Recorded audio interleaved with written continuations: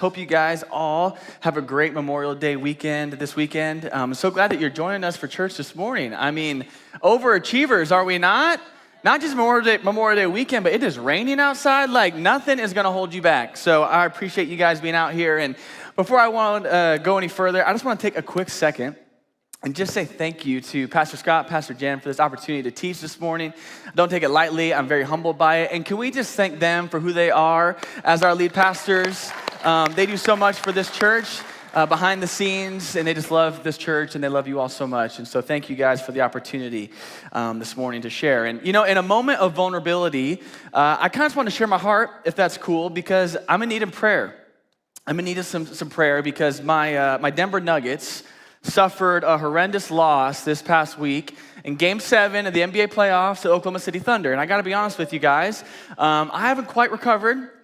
Don't know if I will. I thought the Lord was on our side. I guess he had other plans, so I'm still going through that with him. But I'll tell you one good thing that came from it, though.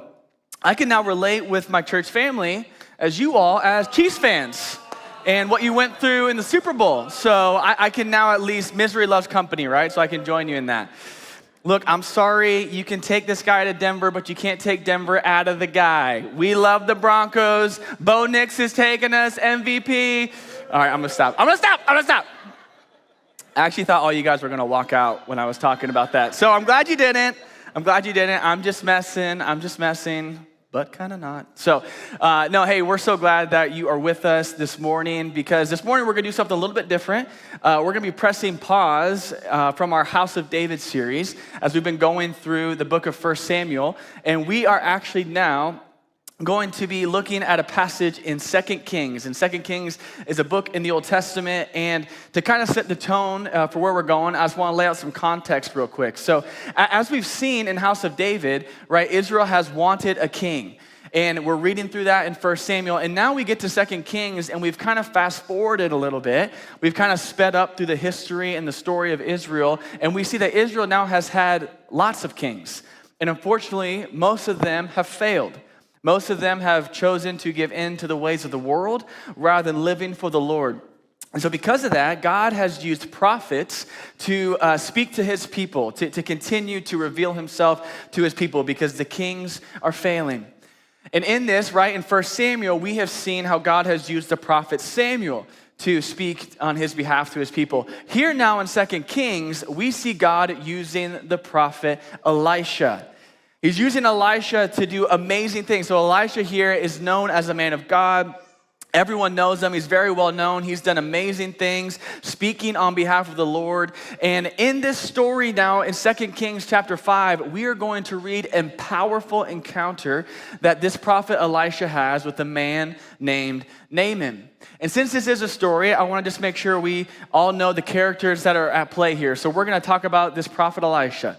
We're going to talk about this guy named Naaman. We're going to talk about some of Naaman's servants. We're going to talk about a young Israelite girl and how she played a part of the story. We're kind of putting on our storyteller hats, if you will, and we're going to dive deep into this story this morning. And you know, as I was preparing, I really felt this pull to kind of just go slow and work our way through this story. This story is packed with tons of truths. It has so much goodness within it. And the last thing I wanted to do is just quickly zoom past all of it. So what we're going to be doing is we're going to just be going verse by verse, section by section. And each time we get to a different spot, we're going to camp out there for a little bit, look at some points, and see how they apply to our lives today. I'm super excited to do it. And as we jump in, here's kind of the main theme we're going to be looking at. We're going to be looking at how through the life of Naaman, we see how God's grace was with him in the midst of his pain. And so that's the title for this morning. The title for this morning is Grace in the Midst of Pain. And so with all that being said, let's go ahead and jump into our text. 2 Kings 5, we're going to start in verse 1. It says this, Now Naaman was commander of the army of the king of Aram. So Aram here also means Syria. Side note, some translations say Syria, some say Aram, but it's talking about the nation of Syria. Text says, he was a great man in the sight of his master, and he was highly regarded, because through him the Lord had given victory to Aram. He was a valiant soldier, but he had leprosy. So here in verse 1, we are introduced to our main character of the story, Naaman. And as we can see, Naaman was the real deal. He had all these great things going for him. He was the commander of the king's army of Syria, which was no small thing. The nation of Syria was very dominant during this time, so he was in a role of great authority, great power. It says that he was well-liked. He had great status. He had great influence. Fun fact, the name Naaman literally means pleasant. Basically a given that this guy was well-liked. I mean, you can't be named Pleasant and not be liked by everyone around you. So this guy had so many things going for him. According to worldly standards, all these things were tracking. And to put it through the perspective of our current cultural context today, I kind of view Naaman as someone who maybe is a successful business leader. Maybe someone who is a successful doctor or lawyer, or maybe just like a really good architect. I don't know why, but whenever I meet architects, I'm like, you are just the coolest people in the world. And I don't know why, but if you are an architect out there, you're welcome for that, but I do stand by it. I think it's true. Any Seinfeld fans? Anyone? Like, there's a reason why George Costanza has an alter ego named Art Vandelay, who is in fact an architect in New York City. Like, architects just got it. I don't know why I went on a rant about architects, but it felt right. So there's that for you. But Naaman is someone who has everything set, it seems. But as we see in the story that in the end of verse 1, he had leprosy. And you know, this text is really interesting because when you look at it in its original Hebrew text, that verse 1 is actually all one sentence. And I kind of like to read it that way because it feels a little more dramatic and you feel the tension within it. Because it's all one sentence, you see all these great things. So you're just tracking, you're like boom, boom, boom, boom. And then everything comes to a screeching halt and this bomb gets dropped that Naaman had leprosy. And you see, leprosy at this time was no joke. It was a pretty big deal. And it's interesting, even in Jewish culture, they believed that if you had leprosy, that was a pretty big deal for them. So much so that you were kicked out of society. Like, you were ostracized because of it. You had to leave everything that you had to leave your family, and you had to go live on your own or with other people who had leprosy. And it wasn't just because there wasn't a cure for this disease at the time. Rather, it was because they viewed it as an indicator that you had some hidden sin in your life. They viewed this as an indicator that you were not in right standing with God. And so here's Naaman, all these great things except for this one thing holding him back, and it was that he had leprosy. And I'm sure there are some of us in here this morning who can relate to where Naaman is, where you have all these great things going for you. All these great things are happening, but there is just this one thing holding you back. There's this one thing that you feel like is just keeping you back in life. It is causing pain. It's causing suffering. And because of that, you see the horizon. You know who you could be. But until this thing leaves you, you don't know if you're able to be who you were truly created to be. That is the tension where we find Naaman in verse 1. The story continues in verse 2. It says this: Now bands of raiders from Aram had gone out and had taken captive a young girl from Israel, and she served Naaman's wife. She said to her mistress, "If only my master would see the prophet who is in Samaria, he would cure him of his leprosy." Naaman went to his master and told him what the girl from Israel had said. "By all means, go," the king of Aram replied. "I will send a letter to the king of Israel." So Naaman left, taking with him 10 talents of silver, 6,000 shekels of gold, and 10 sets of clothing. The letter that he took to the king of Israel read, "With this letter, I am sending my servant Naaman to you, so that you may cure him of his leprosy." So Naaman here catches a glimpse of hope, and it comes through a young Israelite girl. Let's pause and let's think about this for a second. This young girl, who was an Israelite in Syria, she was taken from her home. She was taken away. She was in captivity. She was in what looks like a season of suffering. But still being in the midst of suffering, God used her to bring hope to someone who needed it. Let's think about that for a second for us. Like, it's through this story we see how God can still be at work in our lives, even in the midst of captivity. And I hope that encourages us this morning, because I don't know what you might be going through, but I know that we all can go through seasons where we feel like we are in bondage to something. We feel as if we are being held captive. We feel as if there's no hope on the horizon, and it's in those seasons, it can be easy for us to disengage. It can be easy for us to step back, to say, you know what, like, I'm just gonna wait until this passes over, till I'm out of this season, then I'll be ready to be used by God. But as we see in this story with this young girl, all you have to do is be attentive to his spirit. All you have to do is be willing, and God can use you to bring encouragement and hope to the people around you, no matter what your situation and your season may look like. Not only, though, do we see that truth in this story, but we also see the truth that through Naaman, we're able to see the importance that comes with being willing to sit and listen to those whose society have written off. So like in this time, in this story, right, we're storytellers, we're getting in it today. Looking at this story, putting ourselves in real time here, women and children were oftentimes looked down upon. They were treated unfairly. They were treated unjustly, especially if they were of a different nationality than you. And so for Naaman to be able to listen and to hear from this young girl speaks volumes to who he was, speaks volumes to his character. And it's in this that we are reminded of the truth that us as the church, that is how we ought to live. As the church, as followers of Jesus, we should have a heart that is ready to listen and hear from those who are currently living on the margins of society. We should live lives that are gentle and lowly, just like Christ himself. And you see, because Naaman was willing to listen to this girl that most people would have written off, he's able to hear this hope. He's able to hear this truth. And so he goes to the king and he's like, hey, I got to go to Israel. And the king's like, great, go. This is a miracle within and of itself. I was studying this past week. The tensions right now in this story between Israel and Syria were really high. And so the fact that the king let his general go to Israel, and not just go to Israel, but to talk to the king of Israel, that was no small thing. That was a miracle within it of itself. I heard a pastor put it this way. He said it would seem just as impossible, just as miraculous as if some famous, well-known person who you would think could have no desire of being in church, no desire of hearing the gospel, would walk in through the front doors of our church this morning to hear the message of Jesus. It's just very unlikely for that to happen, but it happens here in the story. And it shows how our suffering can be used to bring us to a place to do things that may seem impossible. Our suffering could be the things that set us up in life to do things that seem unlikely. And so here comes Naaman, hoping to find a miracle in Israel. He goes straight to the king of Israel. He's got all these gifts. He's got all these horses with him. He's got all these things.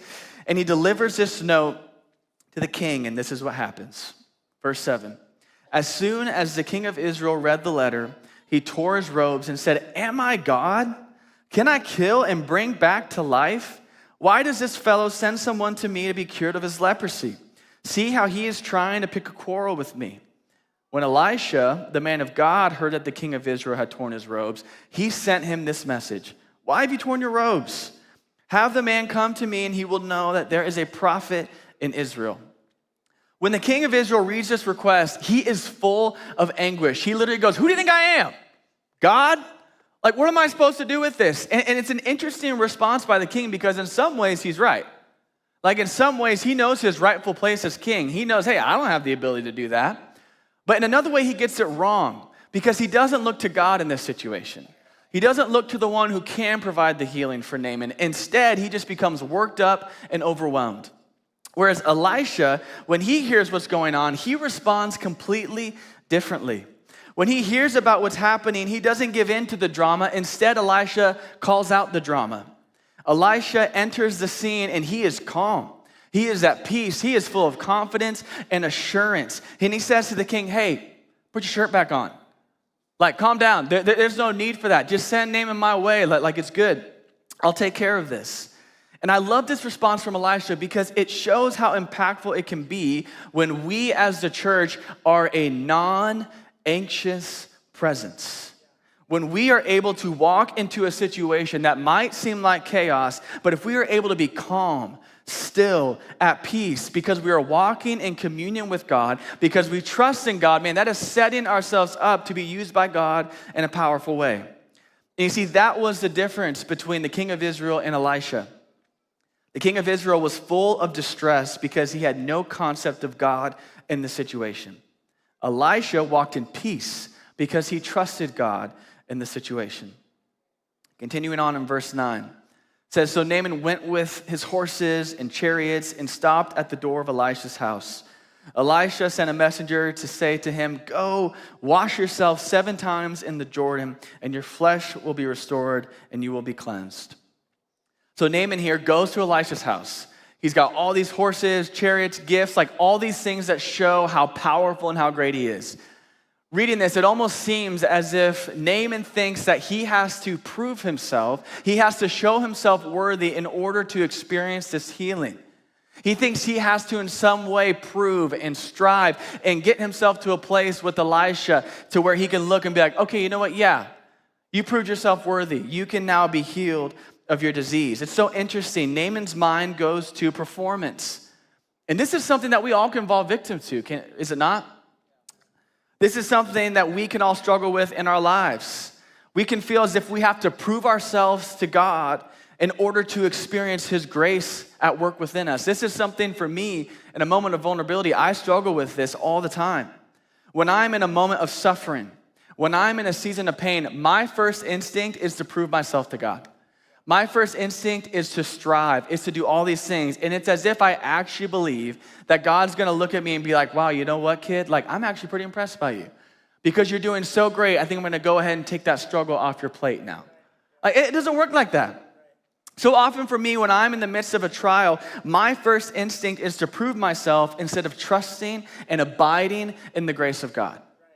Now, hear my heart on this. This is not saying in a season of pain that we should just sit back and do nothing. I'm not saying that at all. Rather, instead, what I'm saying is that in the midst of suffering, our first instinct should be to get ourselves into a place where we are centered around the love of God. We are centering ourselves around the grace of God, and we are inviting him into that space and trusting that that is enough for the Lord to do a work in our lives. Well-known pastor and author Eugene Peterson, he's meant a lot to me in my own journey following Christ. He writes a book called A Long Obedience in the Same Direction. I highly recommend it. And in this book, he says this. He says, all suffering, all pain, all emptiness, all disappointment is seed. Sow it in God, and he will finally bring a crop of joy from it. Church, in moments of suffering, pain, disappointments, we can sow in ourselves, we can sow in our status and our works and find emptiness, or we can sow in God and find joy. Now, Elisha recognizes what Naaman is doing here, and this is what I love about Elisha. He actually plays into it. Like he starts to call it out of him, and we see it in 2 ways. First way we see it is that instead of Elisha going out to talk to Naaman, he sends his messenger out there, which I'm sure Naaman sitting here as this powerful man was like, dude, seriously, like a messenger? What's going on here? And on top of that, he says, hey, you want to be clean? You want to be healed? Go wash in the Jordan River 7 times.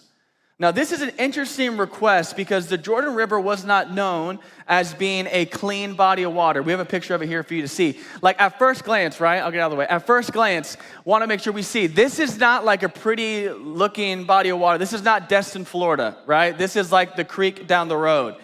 And so you look at this and you're like, what is he getting at? What is happening here? But it's in this, we see that Elisha is getting at something different. As Elisha says, hey, you want to be clean, go wash in the dirty river 7 times, like that just doesn't add up. It doesn't make sense. And so here we see Elisha is getting at something deeper than just trying to heal Naaman from his leprosy. And so Naaman hears this command, and here's how he responds. It says, but Naaman went away angry. Think about that. He hears this command. Hey, he hears the promise he can be healed. But he walks away angry and said, I thought that he would surely come out to me and stand and call on the name of the Lord his God, wave his hand over the spot, cure me of my leprosy. Are not Abana and Pharpar, the rivers of Damascus, better than all the waters of Israel? Couldn't I wash in them and be cleansed? So he turned and went off in a rage. Now, Naaman hears what he has to do, and instead of obeying this command, he walks away in rage. He is just straight up appalled by what Elisha tells him to do. And the first time I read this, I was kind of like, dude, like, bro, Naaman, come on, get over yourself. Like, literally, it's just right there. Just go do it. But the more I've studied, the more I've thought about this, I'm like, you know what? I kind of get it. I can see why. Because the reason for why Naaman responded this way, it all stems from the first 2 words he says in response to this command. He says, I thought. He says, I thought. As Naaman says, I thought, he is revealing that he has made an assumption for how he thought he was going to be healed. And because that assumption wasn't met, he walks away in a rage. You see, Naaman had his own idea of how this whole thing should play out. And because it didn't go away his way, he left mad and upset. And before we sit back and cross our arms and scoff at Naaman like I did the first time I read this story, in a moment of honesty, let's just pause and ask ourselves, how often do we do the same thing? How often do we do the same thing? How often do we respond like Naaman when we think something is going to happen one way and it happens in a completely different way? How often do we respond like Naaman when we think something will happen in our lives and it didn't happen?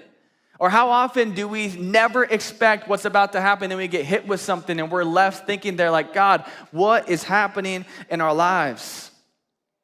Maybe for some of you, you had all these hopes and dreams for what your life was going to look like, but because of a diagnosis that you were given or a family member in your life was given, your life has now completely changed. And you now find yourself living a life you never thought you would live. Maybe some of you had a picture of what your life would look like, being married, having kids, but after years of strife and turmoil, you now find yourself divorced, and you're trying to put the puzzle to the pieces together of your life, and you're just like, man, how did I get here? Like, how did my marriage get to this place, and where do I go now from here? Maybe for some of you, you have been working so hard trying to get to a place to where you are financially secure, but as the bills keep coming, and life keeps getting harder, you find yourself now guessing if there will ever be a light at the end of the tunnel. Maybe for some of you, you've stepped into a new season of life, and you had all these thoughts, all these hopes, all these dreams of what this new season would be like. And as you stepped into this new season, you now find yourself hitting wall after wall after wall, and now you're starting to wonder if God is really in this new season with you. Whatever it may be, we have all had moments in life where we assume, where we think life is going to look one way, and when it doesn't, we then find ourselves asking, God, how could this be? Like, God, how could this happen? How could my life get to this place? How could I get to this place that I never thought, I never imagined I would possibly be? And it's in those moments we find ourselves, church, staring down a fork in the road with two options. One option is to run away from God. In anger, in frustration, in bitterness, we can run away with the spirit of pride, or in a spirit of humility, we can choose to accept our lives and where we're at and still choose to believe that even if our lives don't look how we once thought it would, God is still with us. And you see, for Naaman in this moment, when he hears this thing, when his assumption just goes off the deep end, he finds himself walking away. He chose to walk away from what God had called him to do. And it's in this response now we see what Elisha was getting at. When he told Naaman to wash himself in a dirty river 7 times, he was calling out that spirit of pride in him. He was trying to get him to see, hey, all those things you put your hopes and your dreams in, all those things that you think will be enough to bring you healing, man, that is not enough. You can only trust in the grace of God for that. And so as he presses on that pressure point for him, he finds himself walking away. But thankfully for Naaman, the story didn't end there. Finishing the story down, verse 13. It says, Naaman's servants went to him and said, my father, if the prophet had told you to do some great thing, would you not have done it? How much more then when he tells you, wash and be cleansed? So he went down and dipped himself in the Jordan 7 times, as the man of God had told him. And his flesh was restored and became clean like that of a young boy. Then Naaman and all his attendants went back to the man of God. He stood before him and said, now I know that there is no God in all the world except in Israel. Please accept a gift from your servant. See, Naaman's servants, the unsung heroes of the story, in my opinion, they had the ability to get in Naaman's ear and to call out his assumptions. They were able to call out the pride that he was feeling.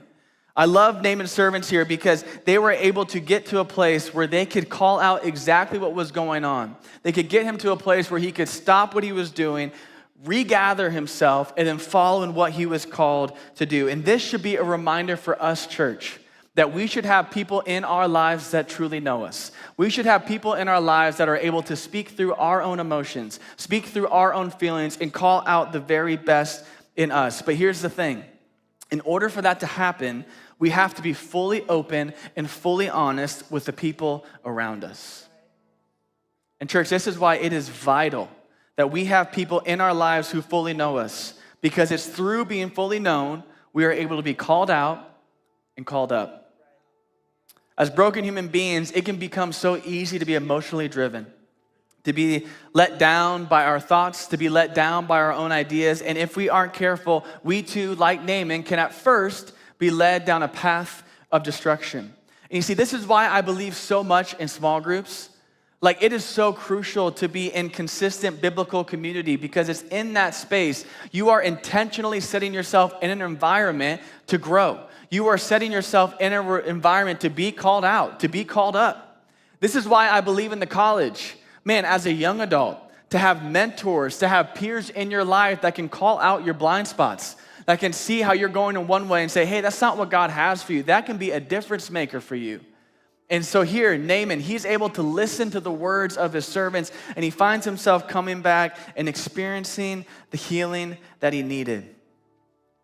You see, Naaman, his servants, they knew his thought process. And they ultimately knew that Elisha ran away from what he was called to do because he just thought it was too simple. He thought it was too easy. Like, here he is viewing himself as this powerful commander. This guy with status, wealth, influence, and he's like, what? That's it? That's all I have to do? It can't be that. It can't be that simple. I gotta prove myself. I'm this great man. I gotta do something great to prove how great I am. But that's not what God wanted for him. He wanted him to trust in his grace. He wanted him to believe that God, in fact, was that good. All he had to do was choose to trust in what he was told to do. Pastor and author Tim Keller put it this way. He says, Naaman, by this cure, is being shown the only way for you to earn the salvation of God is to say you can't earn it. That's it. And it's the same for us today. We have to get to this place in our suffering, in our pain. For those of us who are lost, wandering without God, we have to get ourselves to a place to say, you know what? I surrender.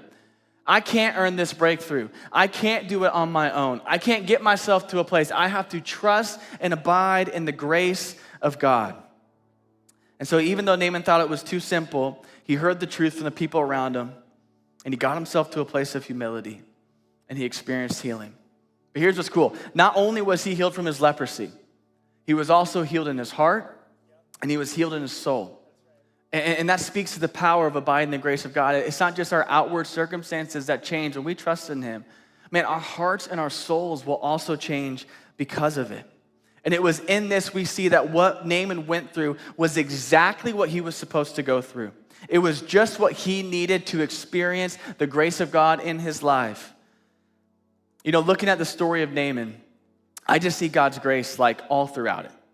Like looking at this story, we just see God being at work, from the fact that he was successful in what he did, to the fact that he heard of this hope through a young Israelite girl, to the fact that Elisha interceded for him, to the fact that all he had to do was wash in a river to be healed. Like, you just see God's grace just boom, boom, boom, one after another. And it's in that we see the truth, church, how God was at work in the midst of Naaman's pain.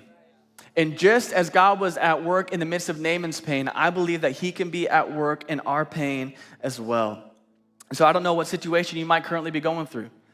I don't know where you might find yourself this morning, what you might be facing, but can I encourage you that through the grace of God, through the work of the Holy Spirit, that pain can be the very thing that God uses not just to bring breakthrough, but to also do a deep, impactful, formative work in your heart and in your soul. This could be the very thing that God uses to make you more like him, to bring you more into his image.